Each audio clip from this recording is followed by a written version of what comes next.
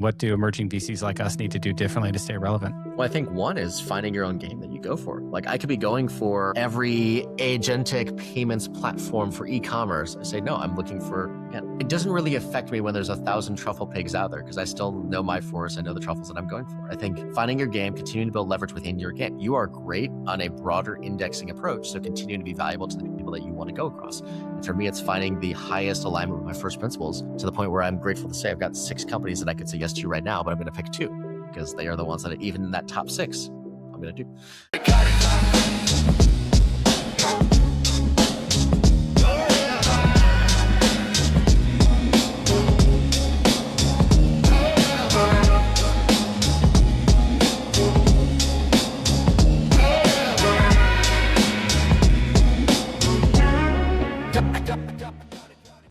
Hey everyone, welcome back to the Ignite podcast. Today we're thrilled to have Mike MacCombie on the mic. He is an investor, community builder, and behavioral scientist enthusiast based in New York City. Mike has spent years helping founders navigate the early stages of company building, from mentoring at Techstars to investing with next-gen venture partners and building venture communities across the startup ecosystem, which is how I got connected to Mike in the first place. So we're happy to have him on. Thanks for coming on, Mike. A pleasure. Thanks for having me on here. So I'd love to start with your origin story. What's your background? I did not expect to be in venture capital. I can say that much. I am the son of 2 child developmental psychologists who became a teacher to middle school students with special needs in the Bronx for 4 years, then became a behavior science-based consultant. And then I joined a VC fund, built out their ecosystem, and decided to start my own fund after that. So I didn't catch it. You were teaching in the Bronx, you said? Teaching in the Bronx, students with special needs in middle school. So that makes, I work about 7 days a week on this role. This is nothing in terms of the emotional labor compared to what I had back in the day. So this is relatively straightforward. Yeah, I taught in teaching fellows program when I washed out of Wall Street 20 years ago. So I was taking I forget what train it was. It was probably the 6th train. I was on the Upper East Side. I taught a semester of math in high school, and I was like, this isn't for me. So I could just imagine. It is a particular personality and mindset to go into teaching. I could say that for sure. Yeah, that's amazing. And then how did you land a gig in venture? I mean, that's pretty impressive. It's hard to do. Took some time. So you can imagine being a teacher trying to get into tech. You get a lot of eyes glazing over and saying, oh, maybe you could get a customer success job at an ed tech startup or something. And I said, well, that's not what we're doing. So I ended up hosting a large number of events for people where it was actually set up in a way that it wasn't about networking. So it was curated by personality for positive, pleasant, interesting, generous, and open-minded people. Couldn't bring business cards, couldn't talk about work for the first question, and you couldn't move on from a conversation just because they didn't have anything professionally in line with you. So that event for 55, 60 events across from 2016 or so until 2019. I guess we're going to 2020. And I built a bunch of other events. And so I got really good at ecosystem building. And I met a firm that was looking to hire somebody as an ecosystem builder. So I sort of went in on a functional expertise that built me into getting exposure to the investing side. And then that got me into the investing way in the other direction, where now I'm running my own fund. That's amazing. And is this what fund number are you on? What's the thesis and stuff like that? Yeah, so I'm on fund 2. Fund 1 was an extremely stealthy $3 million fund investing in pre-seed seed. The thesis for me is I spent 2 careers finding out what we get people to say yes, of course, without much friction, without much pain, and getting them to remember, to share, and to act. And so taking the same thesis, I said, okay, where are the companies where we actually can get an of course decision from customers? So what I say my fund is focused on is finding the truffles, places and ecosystems where there's dense value, clear customer demand, distribution-led businesses that are able to ramp up their go-to-market strategy with very lean expenditure, basically own their ecosystem. I focus a lot on vertical-specific AI, and I'm not talking legal and health, but saying radiology, food safety, simulated medical education. The 2 companies in my second fund so far is a AI data layer for animal health and customs compliance for the supply chain. So I go for very specific ecosystems where I believe somebody can own it and build up the data, the orchestration layer, and or the embedded fintech pipeline so that allows them to avoid anthropification over time. I love that. I guess the word I would use is category defining. I was a category manager at AWS and Microsoft. I ran all the categories. And so I borrowed that kind of term. Is that kind of how you think about it as like an ecosystem? Well, I'd say owning the ecosystem, you might not be defining the category. You might be the second player in. But if you can completely own the ecosystem by getting to everybody faster. Like there was a company I was looking at in 911 dispatch calls. There's a company way ahead of them, but they actually found a go-to-market strategy that's faster to get in to own all the customers before the other ones could get there. There's a company that I'm looking at investing in a space where there's a competitor that's raised at a $500 million valuation. but that's on 700 customers, and this one has distribution leverage to 36,000. The revenue multiple on the 500, do you know? About a 10x. Okay, that's not too bad. But not unreasonable. Yeah. But again, that's going off of a 700 base. So it's sort of where somebody can own the distribution and own the ecosystem. They don't have to be the first one. They have to be the one that has the most. How do you assess this? This is something I kind of struggle with. And it's a question I always ask founders as I interview them. It's like, hey, what's your distribution wedge? Like, how do you assess that as an investor? So I look at a few things. I think about why people will say yes across the board. And it's usually thinking about the competitive dynamics within an industry or thinking about the sort of social sharing dynamics. So I usually look at high trust, high velocity, or high social proof customer networks, meaning if one is in of any category, the rest will come in. Or if one big name is in, all the other names will come in. Or they have an abundant mindset when it comes to sharing who they use because there's not a hyper competitiveness between each of them. So if we're looking at, for example, food safety, nobody's really going to try to say, hey, we're not going to share with you how we keep our food safe. They say, yeah, this is what we use. This is great. We recommend it. So it's a lot of an abundant mindset when it comes to the ecosystem. I also look for high referral coefficients rather than founder-led sales and hand-to-hand combat. So I'm looking at a combination of ACV sales cycles and sort of touch requirements in order for somebody to get that customer through the pipeline. So ideally, the perfect case is fast conversation. Oh my goodness, we need this. Let me share it with 5 of my friends in other companies. All should be on this platform. How do you think about that in terms of buyer concentration? I was just looking at a railroad startup this morning where there's like 6 big railroads. And then there's like maybe like 100 more small ones. And so it's a pretty concentrated industry. Would that kind of turn you off as an investor? I think I've probably looked at the same company if we're talking about the same one. Yeah, it's difficult because I think, one, looking at the ecosystem, who wants to acquire it in terms of the acquisitive interest, either from a player or from somebody servicing the players. I don't mind customer concentration if the contract sizes are big enough. I think the one that we're both talking about, the revenue didn't have a way of scaling exponentially after the first customers. In fact, when you look at the distance from the rail stations, it actually decreased. So it was a very geo-proximate way of looking at how they got their customers. Customer concentration, I don't mind as long as it's big enough. So I've had companies that have sold to the government. I have companies that sell to states. As long as there's a play where either it's a large enough contract that their cash flow is abundant, or there's a data play where somebody else wants to acquire them before they're building up. So I prefer not to have it be somewhere where there's 5 total customers, but if there's a long enough tail or a big enough contract size, it's not a stress point for me. So what is the behavioral science background and how do you apply that today in venture capital? Well, for me, it's very basic first principles thinking. Instead of saying, oh, this founder is great, they had a background in this, I'm saying, okay, what is the actual reason somebody will buy? Why will they use it? Why is it an obvious business case for them as proximate to revenue or approximate to savings? And so it's a way of discerning away all of the fluff. My companies don't need hype to succeed, because their value prop is clear enough and apparent enough to the customers. So my best performing company, my first fund, was in the radiology space. They had no press until their Series A. And I can't say the numbers, but they are increasingly growing even on an absolute basis without really needing any hype. Because their value prop was, we can cut your cost of imaging spend by 80% if you're an self-insured employer.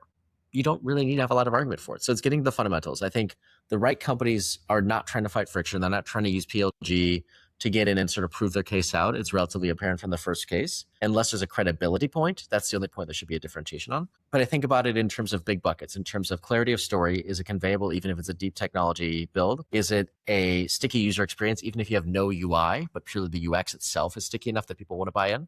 Distribution leverage is the biggest part. And then I also look at the pricing model and the centricity in the ecosystem. Do they have something where there's a clear value capture point being made of saying, look, we can charge 10% and still make a massive ACV from each company. And ecosystem centricity is saying, why will everybody have a gravitational pull towards them rather than they try to follow behind other people? So it's very fundamental frameworks, but applied properly, help with a lot of discernment. That's amazing. What did you pick up? I mean, you've picked up a lot of how-tos, it sounds like, on investing from your early experience, because you kind of, if I understand it correctly, you were teaching and then ecosystem building, and then you got kind of hired to build ecosystems of VC and you became a VC. That's kind of the path. What did firms like, the firms you worked at, I think FF Venture Capital, NextGen, kind of teach you? What experiences did you bring with you today that you apply still? Well, I would say a lot of my learning was self-taught, but I think I'm grateful that I had a lot of reps and looks at where we saw successes and where we saw failures. And the companies where there was the most clear value proposition from the beginning, saying, we do this fundamental thing that you absolutely need to do at a cost efficient basis, that's where they go. I think a lot of the things that I've learned lessons from across the board from all of my experiences play in. I do not follow on to save a company. I follow on if I think that company has a higher potential than anything else. I do not chase good money after bad. I do not try to stick to a pure rule evaluation. If I think a company could still achieve massive returns, then I will move to that company and put money in. It's sort of seeing enough reps. Other things I've seen is a founder having a deep passion and ability to run through walls is difficult if they don't have high resilience or high focus. So I look for the companies that can cockroach it out if they need to, that have high iterative speed, and that are learning faster than I could teach them anything or learn myself as they go through. The companies where it just feels like every update they've learned something new and they are completely self-sufficient, but they also know how to take leverage of the things going from their investors and from their supporters. Yeah, that's when you know you've made the right choice, right? When you keep getting the monthly or quarterly updates, you're like, these guys don't need any help. I don't even know it. There's one company in my first fund that was amazing at their customer updates. They knew how to ask for help, but they made it so ridiculously easy and so particularly pointed that you say, well, this is a one-click solution to help them. They would shout at the people that did the work. So I don't think it's the ones that don't need the help. I think it's the ones that know how to properly leverage the help that they can get or the help that is available. Somebody might be completely independent, but they could still find customer serendipity. They could still find talent serendipity as they go through. Yeah, I love the ones that are completely independent, but if I can still help, I want to make sure that I'm adding to what they can get in enterprise value. Yeah, that makes sense. I want to drill in on the follow-ons. So on a $3 million fund, I'm guessing you weren't reserving much capital. How much did you decide to reserve, if any at all? I ended up investing in only 5 companies in follow-on. One of them I tripled down on. I actually basically quintupled my total dollars invested into the company. I'm very grateful that that's my best performing company that theoretically could return my fund about 8x if it goes as I think it will. So I was very conservative. I say I follow on when the dollars into that company is a better bet than a fresh new company, either based on the information asymmetry that I have or simply at the price it is, it's being underappreciated, or at the trajectory that I think it can take. At some point, if you're looking at 100 million valuation on 8 million revenue, that's good, but how much they ramp up is simply dependent on what you think they can get to. So I'm conservative of follow-ons, frankly, because I'm grateful to see a lot of good opportunities as first checks. And unless I'm deeply convicted and nobody else is buying in, I allow that one to continue. But it does make a huge difference when you get a big investment in a company that's doing well. Yeah, that makes sense. So you seem to be following a network-driven model for investing. A lot of investors focus on capital, but you focus on community. Why do you think community is such an underappreciated asset in VC? Well, I will call one thing out. I think I've seen a lot of community-driven funds, and it sounds fluffy. I do not ever call myself a community-driven fund. I say I am a fund manager who happens to run a lot of communities that are deeply high leverage for what I do. Because it's fluffy. I don't think people see it. If they're a lead investor, community doesn't matter as much. You have a few GPs that you like to share deals with, you take a stab at. For me, because I'm a second check into any company that I do, I take a highly federated approach. So actually the first 2 companies I've done, one there and one there, both came from investor referrals from other companies through communities that I run. And so for me, I don't mind being the first thought as the second check. I have been the first check into some companies in the past, but that's not a necessity. It's my strategy. Like my fund size is concentrated at a small size, but even as a $10 million fund 2 that I'm working on, $250K check, it's usually not going to box somebody out who's coming in. And so it's very easy. And I incentivize all my LPs in my second fund to support the companies. I give 70% of my GP carry is up for grabs between me and my LPs. So if somebody sources, they can get 30% of the carry on that company once the whole fund is in carry. If they help, they can get 30% if I do no work at all and nobody else helps. And if they help other LPs, they can get up to another 10%. So effectively, they are my federated approach of saying, look, if I have a pricing strategist, if I have somebody who is an expert when it comes to alternative lending sources, somebody we all get the leverage there. And so being on the small side allows me to play well, to get into the allocations and to frankly be somebody that they want to come in because I'm providing a lot more leverage for the dollars than most people would. Yeah, that's really cool. Something Team Ignites in our name. We're also network driven. Part of the reason I wanted to have you come on the podcast just to learn from you, but also just compare notes. And I like this idea of sharing carry. How do you kind of execute that? Like, who's your fund admin? How do you actually do that at the GP level? Well, there's a few things. One, it's the incentives are for them to report. So the actual data gathering, if they don't report, I get to keep it. So the incentives are aligned. 2, there's a way of diverting carry into different entities as a proportion. And then at the end of the life of the fund, you can basically share out shares of those LLCs that allows you sort of to effectively share the carry without having to do it all directly. AngelList is my fund admin at the moment. They're fantastic in many ways. And they can do deal by deal carry, I think. They can do deal by deal carry on the sourcing side, but it's hard to do post facto of down the line, I want to actually add in some more carry here and there. That's where you sort of think about the shares diverting into different entities for parts of the carry. Yeah. Yeah, I famously broke away from AngelList 3 years ago because they were cross-marketing to my LPs competing funds, which I did not like. But I did like their administration. I thought they had really, really good fund admin. I ran my first fund with them, a little rolling fund. And yeah, you can do the deal by deal carry, and they just make it really easy, right? It's just all kind of done for you. Yeah, it's very straightforward, especially when I have 229 LPs in Fund 1 and I'm going for 240 in Fund 2. I'm not doing those K1s on my own. I'm not doing the distribution wires on my own. That's just too much. No, it's the perfect size for me. I don't need to go larger. Yeah, that's amazing. So you've built and hosted hundreds of these events and communities. What separates a community that thrives from one that quietly dies? Well, I think there's a few things. The biggest thing, and as fundamental as it is setting the proper expectations. I will have communities where I tell people, hey, this is a dynamic CRM for me until there's a message. So do not expect anything from it. If they know that it's that, then there's no death, because it's like saying, hey, this is a bear in hibernation. It looks like it's dead, but if you expect it to be sleeping for 4 months, then it's completely fine. And I sort of set those expectations properly. I think the other reason that communities, even when expectations are set higher, they don't function in that way is because they fail on one of the fundamental three things. You need to either have a very clear context, a very clear curation, or a very clear overt value created from the community. So context. This is where we share pre-seed deals. This is where we share best practices for CPG founders. It is only these kinds of things that are allowed. As soon as people start posting and plugging their own events, their own newsletters, and saying, hey, I wrote this article, please like it on LinkedIn. No, I delete with an iron fist in terms of like, if it doesn't fit the group and it's clearly not valuable for everyone to see, it gets deleted. So at most, I see maybe 30 groups a day that are posting. I've run 322 groups as of right now. And so that works. In terms of curation, it avoids temptation. So for example, I have a GP focused group, no LPs allowed. In fact, I had one person who was both, and they sort of said, hey, can you let that person go? And I have an LP group, no GPs allowed, because otherwise you're going to want to go in and directly pitch every single person, et cetera. And so having a pure curation provides that everybody's there for the same reason. Even having this is all pre-seed founders. No, they don't have enough curation overlap in terms of what's meaningful. CPG founders, they talk all the time because they're all dealing with the exact same issues. Right. And then the last thing is overt value. If I have a group where people are just sharing poker-based events for poker players, like that's overt value. It doesn't really matter what it is. If I have a group where I'm sharing referral codes for something where everybody gets a discount, it's overt value. If you have something that's worthwhile enough, then a community of people will be part of it. Now it gets a little bit noisier. It's a little bit more focused, but if I know I'm getting value directly or from the kinds of things shared or from the kinds of people there, that's enough for community to thrive. Yeah. I don't think there's a lot about cadence that has to be true. If it's a good enough community and there are some that are way too active. There's a few groups I'm in where I archive it. If I miss it for more than a few days and it takes forever to catch up on them, I don't need that either. Yeah, I got a lot of these WhatsApp groups as well, including a couple that you've set up. And typically I'll just turn off notifications, and every once in a while I'll dip in there and see what's going on. But yeah, it's hard to keep up with the fire hose of everybody's comments and questions. And yeah. Nobody needs to say, I'll DM you or I'll be there. No, just DM them or put an emoji on the message and it's fine.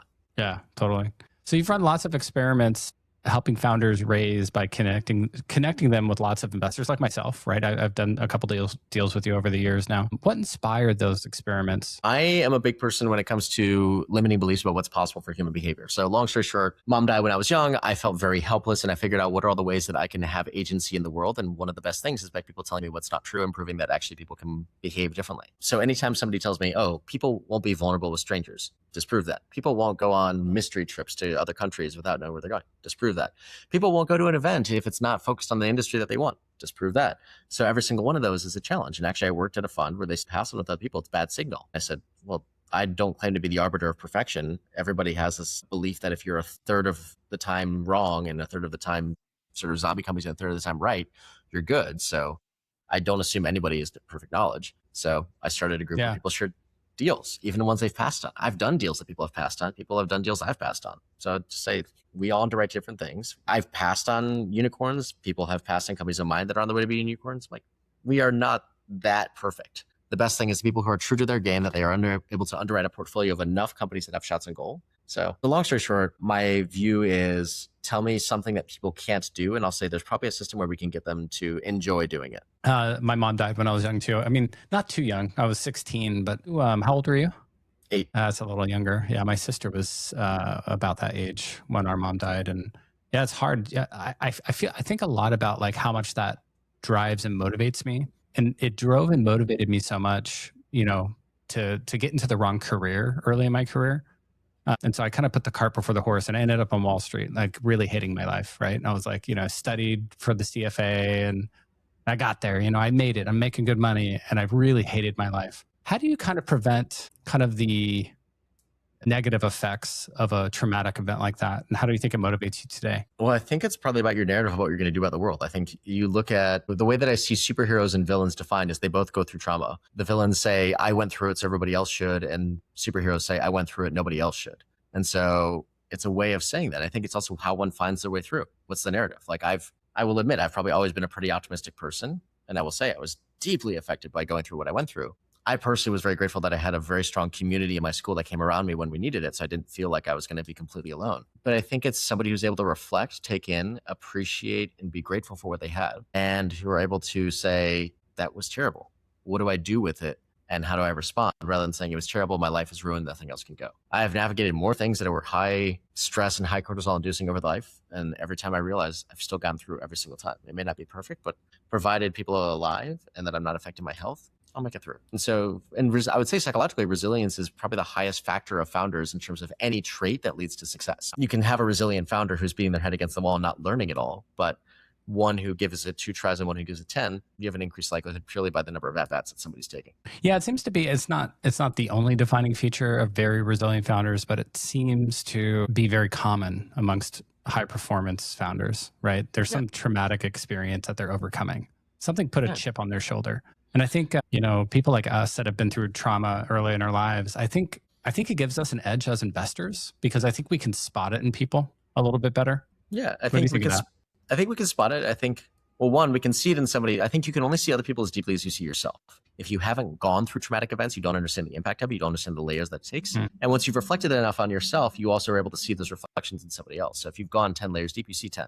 If you've gone 100, you can see 100. And so that's one. I think 2 is also there's a hunger and there's sort of like a non-negotiability when it comes through it.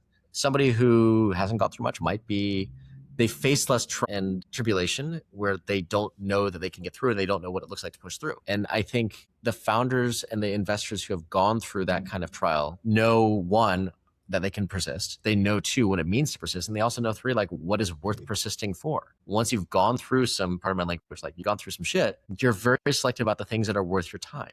And so it's a high discernment that comes through too. And frankly, prioritizing what matters, I would say goes into it as well. Yeah, I love that. One thing that Sam Altman said recently that's always stuck with me as an investor is when you look at a company, you're not trying to think about what can go wrong. You're trying to think about what can go right. That always just stuck with me. What do you think of that phrase? Do you agree? When you look at a company, yeah, you're kind of thinking about the things that go wrong, but are you trying to think about, okay, the optimal rosy scenario? If everything goes to plan and the vision comes to reality, is it like a multi-billion-dollar company or not? Like, what do you think of that phrase? I think there's a way of doing both. So I think there's about 8 different ways that founders are underwritten by investors for the profiles of what investors look for. Some go pure traction, some go for pure hustle, some go for pure P&L analysis, some go for pure product, some go for, is this a history-making idea? Some go for pedigree, some go for distribution, some go for first principles. Every single one of those can be underwritten differently in terms of like East Coast mentalities, West Coast mentalities. And so for me, when I think about it, I care about the fact that the TAM's not too small, that they can get to something that's massive and acquisitively interesting. But I also don't want them to say like, this is going to be a pure binary bet. I'm not going to do asteroid mining on the moon. I looked at a company. I love the founder who was building an underground pipeline for delivery networks, kind of like what Elon was doing, but purely for packages. It was great. That's a binary bet. It's not a whole lot of middle ground where you're going. And as a pre-seed investor who's not trying to have an insane amount of dilution for a binary bet, I like the companies that are a little bit more capital efficient as they get there. But like, I have companies in my first fund where I was writing concentrated enough checks that I could underwrite to a $200, $300 million valuation and have a fund returner. I'm very grateful that one of those companies is looking at a $2 billion valuation in probably a year or two. I'm like, okay, we're happy. So I think if I underwrite to a base case where I need it to survive, but I also am not going to try to go for something that's just like a good triple or a good double. I say it's a solid triple with a concentrated enough value. With a concentrated enough check, a triple becomes a home run for you in terms of fund returning. And so that's why I don't do spray and pray. There are some funds that have 500 companies per portfolio. There's some that have 70. They're great funds. My approach is I like to focus on the fundamentals, get to the first principles and say, if I can find 30 companies that are first principles based, very interesting targets, not only will 1, I have ones that can hit it, but 2, I don't feel like I get $1 billion outcome and say, oh man, I just really need them to get to 10 billion to return the fund because I'm so spread. Yeah, that's the herd I take. That's interesting. Yeah, I think I approached it from a first principles, like CFA brain. I kind of said, okay, if I was making a portfolio of early stage bets, like what would be the expected return based on portfolio sizing, assuming I have average picking ability, average ability to win, average ability to add value, because everybody thinks they're above average, right? And so the number I came up with is, you actually don't asymptote your expected return until you have hundreds of early stage positions. Now, that doesn't mean you can't have a concentrated portfolio and win. I just think it's harder. It's much harder. It's very hard. It's very hard to teach. Especially for someone like you with all these groups and this ecosystem, and you're getting a massive amount of deal flow, and you're having to say no like X more than me, right? Because you're only making 30 bets. That's 10 per year, call it, right? Yeah. About one per month. Well, the nice thing is, one, I'm getting in the ones of the early enough valuations where I have that opportunity set. And two, you're right. Like I know funds that have done an index approach and they can guarantee like a 2 to 3x. But also I know institutional way higher than that. I've never like the data I've looked at, and I pulled a lot of data on this, and I've written like 10 articles on this. I've done a lot of research. Anybody with over 100 positions in their portfolio has never had under a 10x TVPI fund ever. Never happened. Interesting. Ever. Nobody I've ever met, and I've met like 24 at this point. They all have like 10x TVPI funds. Interesting. I can think I've never found it. If you find a counterexample, let me know. But I've never met anybody, and I pulled a lot of research and data on this. And if you think about it just mathematically, there's an expected return of like any particular asset. And then the more assets you add to a portfolio, there's an emerging quality of expected return, depending on how many assets. And there's an asymptote, right? Like for like public equities, it's like 40. Like 30 to 40, you've kind of asymptoted, you've kind of diversified away the market risk. For early stage, it's like 3 to 500. That's where you've actually there's no like additional like diversification benefit. I think it's also depending on how one's approach is when it comes to sourcing. So if you have access to every YC company, you will have a good returning fund if you decide to get in every single one, especially if you can get the access early on. Yeah, YC does 800 a year, right? They're doing 2,400s, 3,000 a fund now. Right. Yeah. But they're also getting in early enough in terms of their ownership where they can get a meaningful return on that. Like there's a fund that I know that partners with every accelerator and every studio and gets their companies pretty much at the same terms. They'll return. I don't think they've had a 10x TVPI fund yet. And I think there are a number of funds in. Wow. So like I could share notes offline. I'd love to meet those guys. Yeah. But I think you also see, I think any angel investor will say you have to have at least 20 bets to have a shot at getting a fund returning portfolio or a portfolio returning portfolio at that point. And my view is, as a solo GP, who is very grateful to have seen about 20,000 companies over time. Yeah, I could easily do sprinkle checks into a bunch of companies. But in terms of where I'm best, and I like to provide a lot of leverage for the companies I support, for me, the right size is that. I think when you look at some funds that are massive AUM that have to be a lead check, they do not have the time for the board meetings. So at some point, logistics say, take your bets. I think you could also point to companies like, I think Equal Ventures, for example, I want to say they have like 15, 20 companies per fund, and they're deeply thesis driven, and I'm sure their returns are probably doing just fine. I would also say I probably don't think 2048 Ventures is a deeply diversified portfolio. They have their particular realms that they go for.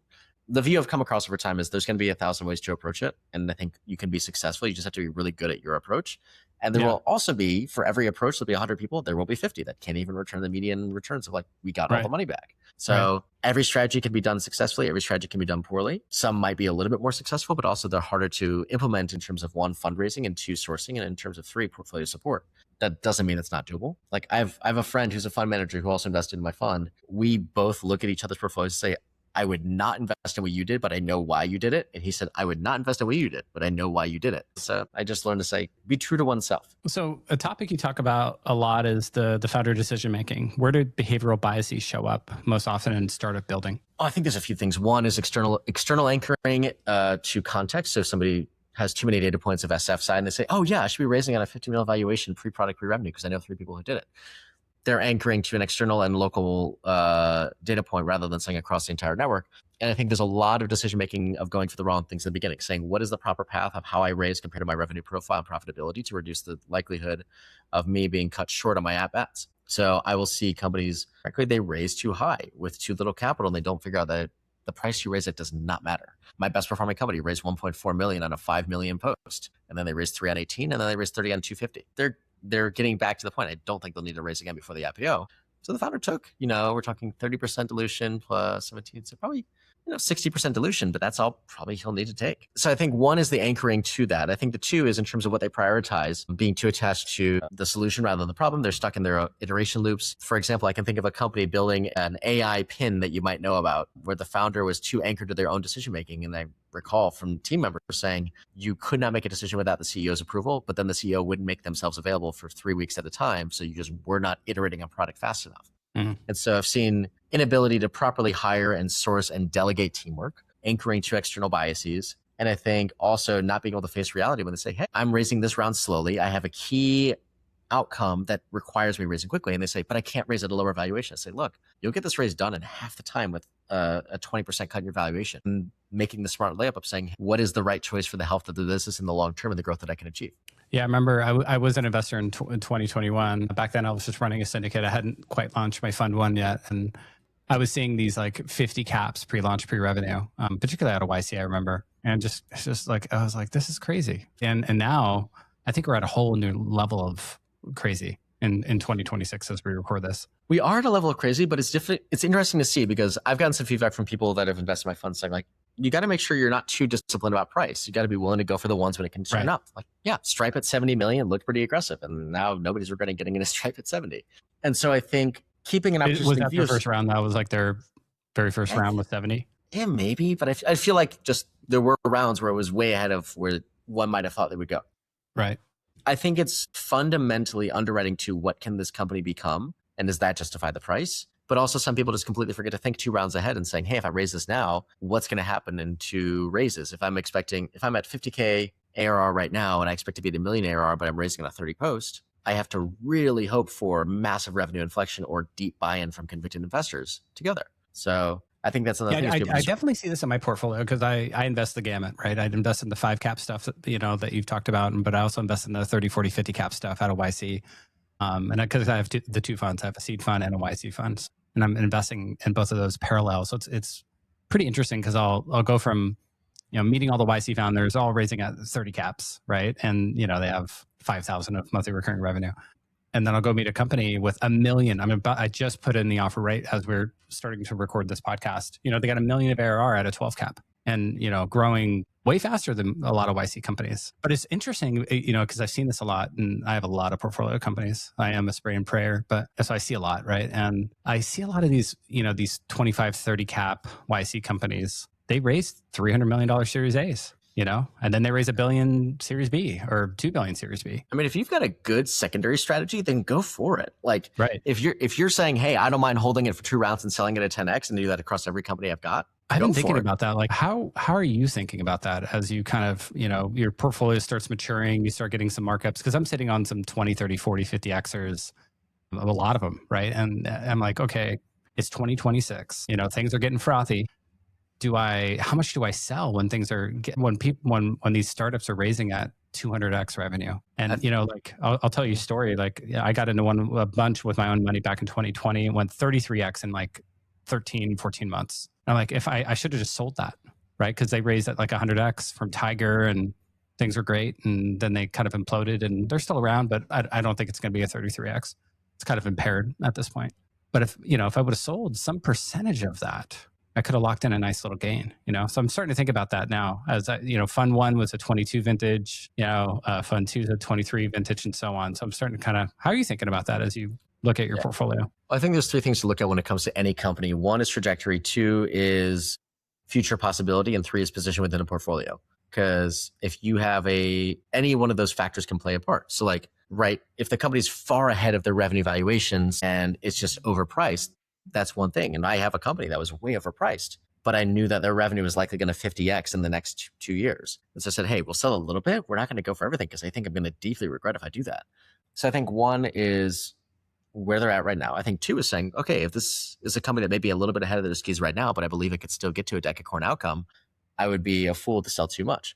I think the third thing is looking at the position of the portfolio. If it is your highest flyer versus, this is my 3rd or 4th place company, it plays a part as well. And so you got to look at saying how do I get to a 5x plus as sort of like the baseline of what gets me there? If my best company I can sell everything to return the fund 3x, but then I don't have a few followers that'll give me the other 2x. I'm like, and if I think it still has an inflection point ahead of it, then I say, okay, we'll do a little bit. We're not going to go there. So it's sort of saying, how much can this contribute to returns amongst the entire portfolio?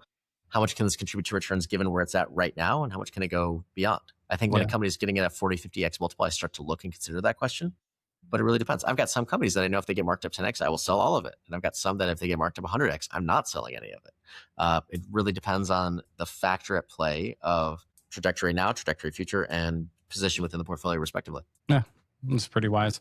You've asked founders about their non-negotiables. What does that mean? I like to see how somebody prioritizes. I've seen way too many founders fail because of them saying, oh, we can do everything. They have too much optimism. And trust me, I've been the optimistic type. And saying, what are the things that if you've got to cut everything else, what matters most? And if you can't force rank it, then it's very hard to make some decisions if you don't have an operating procedure in your own mind. So like if somebody's non-negotiable on dilution, then I simply say they're going to be too rigid for the market. If they say I'm non-negotiable on bringing our customers deep, immense value, that's probably more indicative of where I want to be going directionally. If they say I'm non-negotiable on a unicorn exit, then I say, okay, they might hold out for the opportunity of doing something. It's basically saying, what are the priorities and are they straight? And it's like when you're in a relationship, you'll negotiate on who does the dishes, but you're not going to negotiate on somebody who can rupture and repair in a relationship. And so putting the first things first is deeply important, especially when you are absolutely overwhelmed and you need to prioritize with an abandon. Very wise. How did you get so wise for such a young person? No offense. Out of curiosity, how old do you think I am? I don't know, like 30s? 37. Yeah. 37, okay. I'm a little older than you. I've gotten carded way more times than I would have expected, but I take it as a compliment. Yeah, you look young for your age, yeah.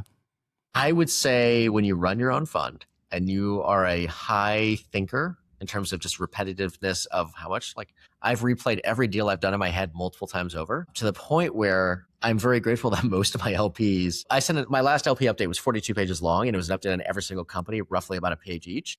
Oh, wow. Here's where they're going right. Here's where they're going wrong. Here's my take on the company. And so I'm able to triangulate across a lot of things. I triangulate a lot. I have a deep retroactive social anxiety. I'm perfectly fine in the moment, but if I think I'm messing up, I'm like, I'm going to replay it until I can figure out what do I learn from it so I don't make the same mistake twice. I'm also grateful both of my parents were psychologists, so I've always had a little bit of a good metacognition-based context around me. Okay. I don't think I'm not going to be single because of a lack of effort. I don't think I'm going to fail because of a lack of effort. If I have a lessons learned or there's a macro environment factor, that's different. But from the youngest age, I always thought that I found the most agency when I learned the most. And so I like to continue doing that. It's funny when I tell people like the ceiling of my first fund is the floor of my second fund. I mean it genuinely. Like I expect every company I do, fund one, company one, fund two, company one. I expect company one to be way better than company one, two better than two. And so if I'm getting at this level of returns for fund one, I expect to be at that for fund two just by default. That seems to be how it goes in venture, actually. Over time, you do get better, I think, to a certain age. It's like you look at pop musicians or really great musicians of history. They have that 10 to 20 year span where they're just great. Call out the first, 4 or 5 to 7 funds. And then I think like VCs get a little too old and too out of touch, or maybe they've been scarred too much and they kind of become risk avoidant or something like that. Maybe the same thing happens with the musicians. But there seems to be a kind of with venture capital, especially fund after fund, if you're still in the game, you get better at it. And why do you think that is? I think there's a couple of things. I think one, there is a hunger. Like it's very easy to get complacent. You have a couple big winners. I know people at large funds, they have a winner in one company, say, great, I don't care about any of my companies. All of you can shut down and burn out. Yeah, I got my 10Xer and I'm set for life. Oh, I've seen companies that got completely screwed by, frankly, like the Tiger Globals of the world, where they were told to burn, grow. And then they said, oh yeah, we're not funding you now that you've burned all the money. So one is complacency. I think two is beyond that, there's a network information flow effect. People who are going through their cohort, they were the founders at the companies, they were the first VCs and everybody that they know. For a while, there's a good density of information going there. But as everybody ages out, some people have kids, some people go to operator roles, some people decide they don't want to work in venture anymore. Some people say, hey, I've got my good, I'm going to become a passive investor in other things. Some people say, I want to go to real estate. And some people just say, hey, I've got a family now. That network, that cohort they come in with that energy density around them loosens up more and more. So the only way that happens is if they're continually repeating the information flows that they get in, or they're finding a way to expand outwards of what's going on around them. So for me, yeah, I have a lot of friends that have gotten married and gone through, but I am adding 30 investors a month to my pre-seed deal flow community calls. I'm adding probably 50 people to my community groups. I'm getting the fresh inflows and I'm building more of an influence. It's sort of funny when I hear a lot of LPs ask, how do you maintain? And I say, that's a really fundamental base case. I say, I don't worry about maintaining because I'm continuously growing. And so it's not about how do I do the same thing. It's like, how do I do twice or double that? Like, for example, my first fund, I do a lot of focus on sharing deal flow with my LPs. They last year requested 1,078 intros to companies that I shared with them. And they did 30 deals direct. We're already at 496 intros, 3+ months into this year. They've already done 8 deals. So we're ahead of pace of what we did last year. And so people ask me, how do you maintain? I'm like, that's the wrong question. Yeah. And I think everything you're saying is correct, which is, and I want to build on it, which is, over time, I think you get, your network grows as a VC, right? You meet more people, you meet more startups, you back more startups, you add value to the startups. So startups introduce you to their friends that are starting startups. And I think that's why there's kind of this escalation of ability in venture capital, right? Because like, it is just network, right? It's just you're getting more deal flow because you've been in the deal flow ecosystem for a long time. And so people are just sending you stuff, and then you build out your VC community like you're doing, and they send you deals and you're sending them deals. I need to work on the sending LPs deals. I haven't been doing that as well. I mean, we started as a syndicate. So, I've run like probably 200, 250 syndicates over the years. But I should probably give my LPs opportunities to invest directly. I'd ask my founders, I guess. I guess I'd ask my founders, hey, do you want me to blast out the deal to all of Team Ignite? I can do that. I haven't been doing that. That's a good idea. I think there's a way of going about it that I actually really like is every time I get to take a call with somebody, I say I'm wearing 2 hats. I'm wearing the hat for myself and my fund. I'm wearing a hat for my LPs. And I say, hey, if I think this is interesting enough, I'll schedule a group call. We'll get some LPs on and we'll see if they want to invest. I'm doing 6 of those calls this week. 1 we did today, 8 investors showed and took questions. And I say to the founders, 1, you get to bundle a yes or a no in 1 call. If it's 10 no's, at least you got it done with 1 call. If it's 10 yeses, you got that done with 1 call. And so I value prop that to my LPs of saying, hey, you're not just investing in me, you're investing in all the sourcing that I do for your particular interest. Yeah. And I think people underestimate that. They say, hey, I just want to see the one that they're doing. I don't claim perfection. I have deals that people have invested in that I did not do. And so it's how I work with the LPs that I have. Usually fund of funds that are doing it for deal flow, they don't like that because they say, you're only going to be good at what you're actually investing in and what you say yes to. And I say, then we have a fundamental disagreement because I have companies that my LPs have invested in that I haven't, that have done great. And I have companies that I have seen that they've done that weren't even in my wheelhouse that they've invested in. So yeah, I highly recommend it if that's one's value prop. Some people just don't want it. They want the passive returns. I think it's, I've already, this podcast has already paid for itself for me anyway, is I need to add more of my LPs to my deal flow list. So thank you for that idea. I will be doing that. Or give them the option to. Yeah, like frankly, I love bringing in LPs. Like I have somebody who was an early investor in like Galileo and One Medical. Any health tech company is like, hey, if you want to join, give some questions. They ask way better questions. I was looking at a company that was doing a formulation additive to make biomolecules and pharmaceutical products shelf stable without ever needing cold chain storage. I would not have had the deep questions to ask. He came in, he was asking all the questions. I get to hear his diligence. So it's advantageous for red teaming, it's advantageous for helping, and it's advantageous for them getting direct access, which is why my LPs, I'm grateful they like 5x from their fund 1 commitment to the fund 2 commitment. And they're just like, that's awesome. It's more value than they would get from hiring their own analyst or associate or principal or partner. That's really smart. Really smart. So when you meet a founder for the first time, what signals tell you they might build something meaningful? I think a few things. 1, if I ask them what is making this worth the 10 to 15 years of cortisol-inducing emotional labor, they have a reason that's either deeply curiosity-driven or deeply problem-oriented rather than just saying, oh, it looked like a great market. I look for bottoms-up customer insight, like they've either talked with hundreds of customers or they say, I've been this person. I know exactly what I would want, and I'm looking to make sure that I have it. And I look for the iterative curiosity. They say, hey, we're going to launch. We're going to give you an update every week of what we're doing with the pace that it feels like they're impatient, not to get to results, but they're impatient to take action on what they're learning. And so that's meaningful for me. I think also when they have a view as to not just right now, but the growth strategy of saying at this stage, we would expect to do this and we're going to roll out to that. And they're making the right decisions of prioritization. They say, hey, I don't expect this or that. I love it when a founder is able to tell me like, we're not doing this thing because of X, Y, Z. They take a point of view and they take a stand rather than just saying, we're going to own everything. I had a founder who said, hey, we're not doing direct to consumer for our distribution strategy because it's ridiculously expensive. The only way this makes sense is if we go this way. And I said, yeah, I completely agree. So they see around corners faster. They learn faster from their mistakes. They have an insight from the bottoms up rather than the top down. And they try to learn as quickly as they can from everything they've done because they know that that's their best resource. Yeah. Amazing. So you've been in early stage game for a while. What's changed since you got started, and kind of what shifts are you seeing today? I want to say normalcy in pricing. I mean, I remember looking back at deals, and it was surprising when we started seeing $2 million rounds. It was always a 1.5 on 8. It was a 1 million on 7. I feel like the 2 on 10 has become kind of the norm for pre-seed right now. Is that what you're saying? That's It's fair. like, oh, we're raising 2 on 10. That used to be like a normal seed 5 years ago. It I used to be agree. 1 on 5 or 1 on 6 or 7, and now it feels like 2 on 10 is like everything I'm seeing is 2 on 10. But I think what we're also seeing is that the outcomes can be bigger. So across the board, when you say I can see decacorns, then people are able to underwrite to that kind of valuation. Now, in this market where we're seeing SaaS multiples being compressed, you need to have a lower entry point unless you're building something that can actually outgrow the comparisons there. So I've seen that there's this response to the general market there. I think there's still shiny object syndrome. There's still social proof following. And somebody here, I've had LPs where I said, hey, here's a company. I'm not going to do it, but I know Andreessen's investing in the next round. 500K was put into that company within 2 weeks. It's like, cool. They're doing well, but it was just like, there's still the following of that in terms of social proofing. And I think people are trying to go to the safest bet rather than the highest upside bet. So yeah, the amount of secondary demand and deal sharing that I've seen in terms of Anthropic, SpaceX and OpenAI and Databricks and et cetera. It's like, yeah, that's people either want really early stage or they want really exciting. Yeah. They want really late stage, really early, or just the ridiculously exciting. Like I saw a company that was doing a robotics platform for fishermen that found a way to just make better quality fish. Yeah, people did that at like a 140 million valuation. So it's like either really unique in the middle, really early, or really late stage, depending on what their first consoles are. So there are more investors than ever competing for these deals. I mean, what do emerging VCs like us need to do differently to stay relevant? Well, I think one is finding your own game that you go for. Like I could be going for every agentic payments platform for e-commerce. It doesn't really affect me when there's 1,000 truffle pigs out there because I still know my force. I know the truffles that I'm going for. I think finding your game, continuing to build leverage within your game. You are great on a broader indexing approach. So continuing to be valuable to the people that you want to go across. And for me, it's finding the highest alignment with my first principles to the point where I'm grateful to say I've got 6 companies that I could say yes to right now, but I'm going to pick 2.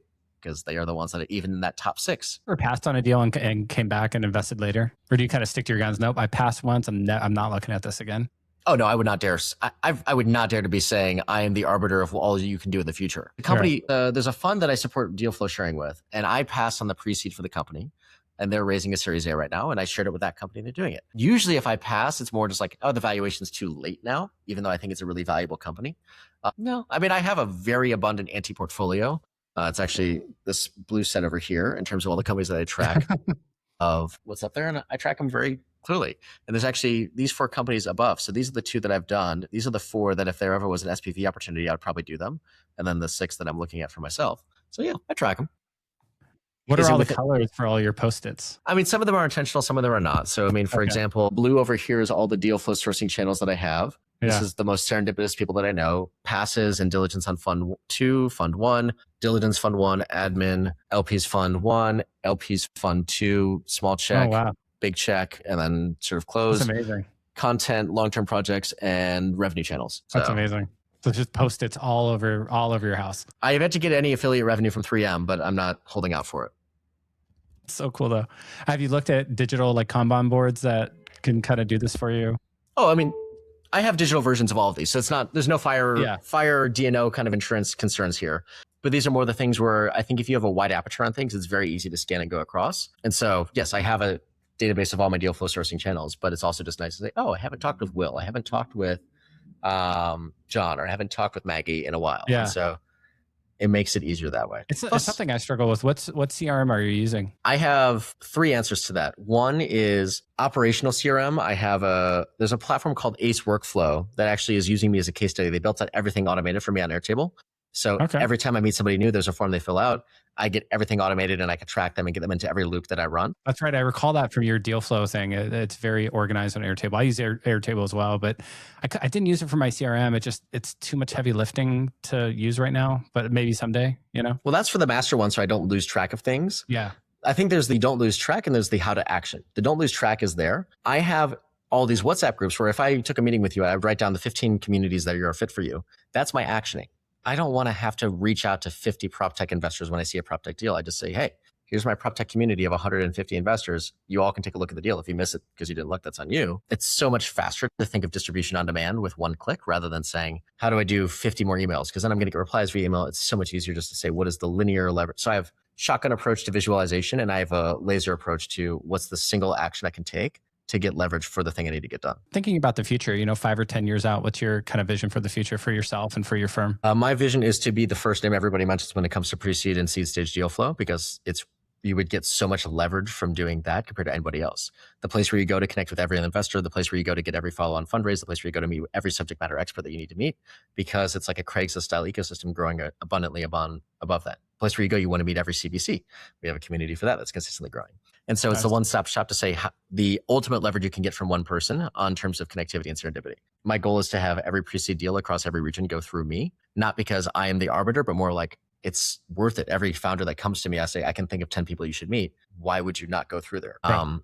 And the view is to be the one where people say, I've got something unique that people are undervaluing that can completely define an industry and own it. I like that. And I think I've got some plans. I'm writing in probably 3 to 5 years. I'm working on a book about the science of serendipity. I've got a conference for the most ridiculously serendipitous people. That those posts over there are kind of part of it. So I think it's a place of, can I build an ecosystem where I see all the opportunities I want and everybody is just able to get a deep amount of leverage they might not have found otherwise before? Nice. Well, I'll have to have you back on when you release the book. That'd be awesome. Yeah. Give it about 5 years because I'm running a fund right now and I want to get returns. You're busy. So you're busy. I'm gathering slowly as we do that. I just wrapped up my book, actually. I did just finish the last chapter of my book, so I'll tell you about it later. But yeah, I'm finishing the manuscript right now. But anyway, let's do some wrap-up questions, some rapid-fire stuff. Yeah, go for it. What's the most interesting founder question you've heard recently? Ooh. Well, I mean, for me, my favorite question, and I'll say the favorite one that I've heard, for me, it's why is this worth the emotional pain that you're going through? And then I think the favorite one is saying, I think Jesse Middleton of Flybridge said, okay, newspaper headline 5 years from now, what do you want it to say? And I think it's a thought-provoking one that I haven't considered before. I think it sort of gets at a sense of vision without saying, what's your big vision? I ask a variation of that, which is, hey, imagine it's 10 years from now and we're partying, it's the IPO and CNBC is interviewing you. What are you telling them about what you built?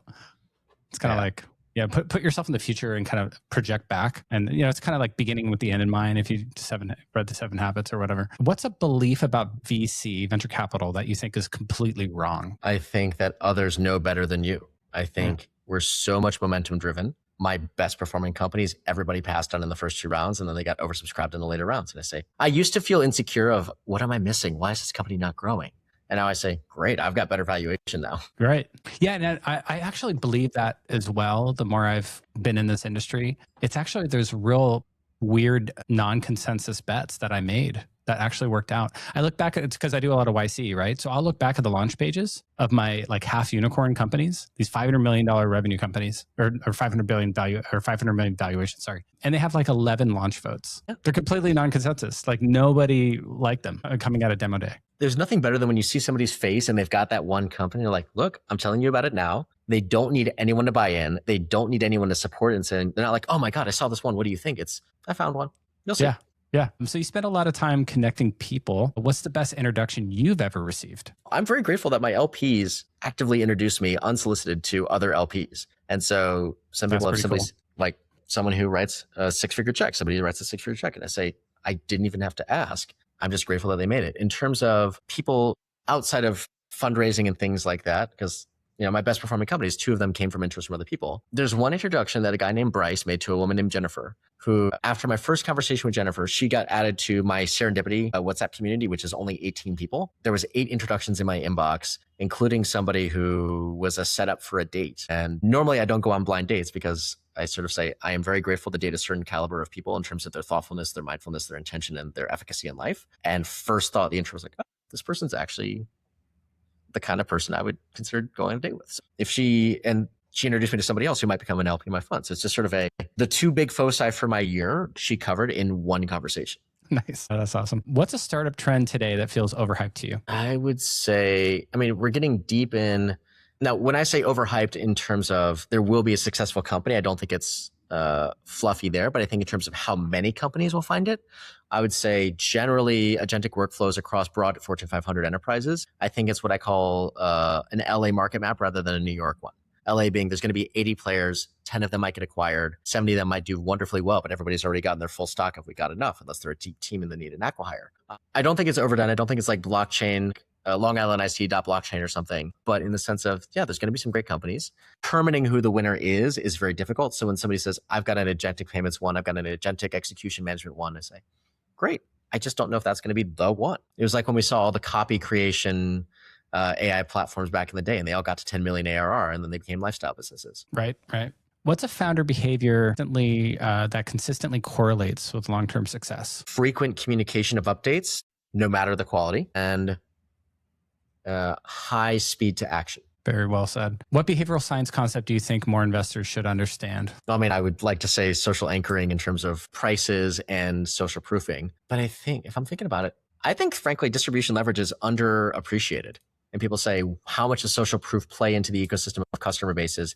How much does high velocity customer sharing play in part? Some people will say, oh, I like this company, but I wonder about the TAM. And I say, this company can literally get every customer and get to 100 million revenue in 2 years. So on a speed and IRR basis, they can get there. I'd say the last one is probably, frankly, there's two. I'm gonna go on this because I'm super geeky about this. One is emotional resonance. The more that you speak with emotion, the more that the person resonates with it. The more you speak with fact and prose, the less that their brain activates. So if you're just going on the prosaic side, there's a way to convey questions like, oh, tell me about your traction last year versus what was your traction last year. So the more that you can emotionally connect with a founder, the more likely you are to get allocation. And I think also priming. I think being able to set expectations, say, hey, here's where I think it can.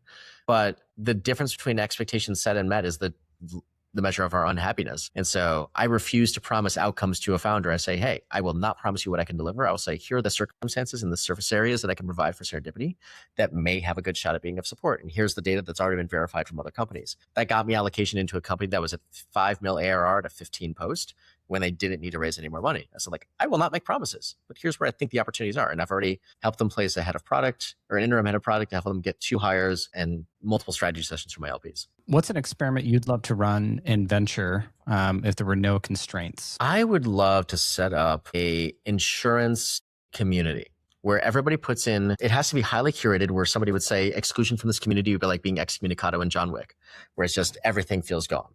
And then allow people to pay in a small premium, and at the discretion of somebody who had absolute integrity could determine when somebody really needed a hand and they couldn't get it. Somebody got fired from the job. They have 2 kids and they're going into school, and this person will work their tail off. Somebody else who got laid off from a startup has a kid and they have a non-compete in the company. And so their whole sector is broken for them, and saying, if we can say a way that, provided that they will pay back, give them patience, give them time, do the thing they got to do, and give them a chance. So there's sort of like a social insurance net for people that are high character, independent of their outcome, if they know that they will pay back. Love that. Well, I really enjoyed the conversation. I feel like I got a free masterclass in community building. I appreciate you taking the time. Where can folks find you online? Mike MacCombie on Twitter is probably the easiest one. I still call it Twitter. I know it's X, but I call it Twitter too. I'm a historical bias person. That's probably the easiest one. I would probably hesitate to give up my number, but most people operate on WhatsApp with me. But Twitter is probably the fastest way. They can find a tweet, or if they have a deal that they want to send to me, Mike@MikeMacCombie.com is probably the easiest bet. Well, thanks, Mike. I really enjoyed the conversation. Appreciate the time.